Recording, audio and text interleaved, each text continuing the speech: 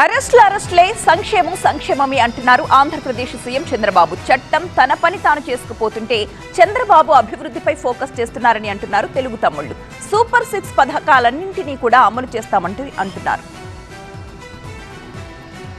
కూటమి ప్రభుత్వం అధికారంలోకి వచ్చాక వైసీపీ నేతలు వారి సానుభూతి పట్ల అరెస్టు కొనసాగుతుంది. ల్యాండ్ స్కామ్, లిక్కర్ స్కామ్, హత్యలు, బెదిరింపుల కేసుల్లో అరెస్టుల పర్వం ఆగడం లేదు. దీంతో టీడీపీని టార్గెట్ చేశారు వైసీపీ నేతలు. చంద్రబాబు సంక్షేమ పథకాలను అమలు చేయకుండా డైవర్షన్ పాలిటిక్స్ చేస్తున్నారని మండిపడ్డారు ఫ్యాన్ పార్టీ నేతలు.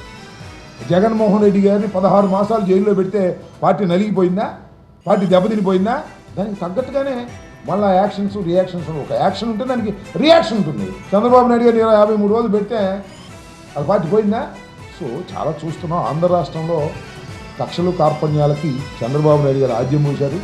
మరోవైపు చంద్రబాబు నాయుడు సైతం అరెస్టులతో ప్రభుత్వానికి సంబంధం లేదని సంకేతిస్తున్నారు. విపక్షాల విమర్శలను పట్టించుకోవాల్సిన అవసరం లేదన్నారు. తన దృష్టంతా ఆంధ్రప్రదేశ్ అభివృద్ధిపైనే పెడుతున్నానని స్పష్టం చేశారు. నిధులు లేకపోయినా సూపర్ 6 పథకాల అమలుకు బాటలు వేస్తున్నామన్నారు. ఏదైతే నేను చెప్పానో మా ఆడబిడ్డలు బస్సుల్లో ఉచిత ప్రయాణ సౌకర్యం కూడా తొందరలోనే ఇస్తా. దీనికి కూడా ఆలోచిస్తున్నాను.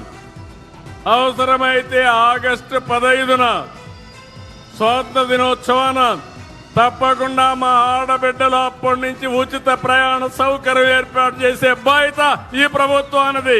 సంక్షేమ పథకాల అమలును స్పీడప్ చేసి విపక్షాల ట్రాప్ లో ప్రజలు పడకుండా చేయడంతో పాటు ప్రజల ఆకాంక్షలకు అనుగుణంగా అమరావతిని అభివృద్ధి చేసి పోలవరం పూర్తి చేసి ప్రజలతో శభాష్ కూటమి సర్కార్ అనిపించుకుంటామంటున్నారు.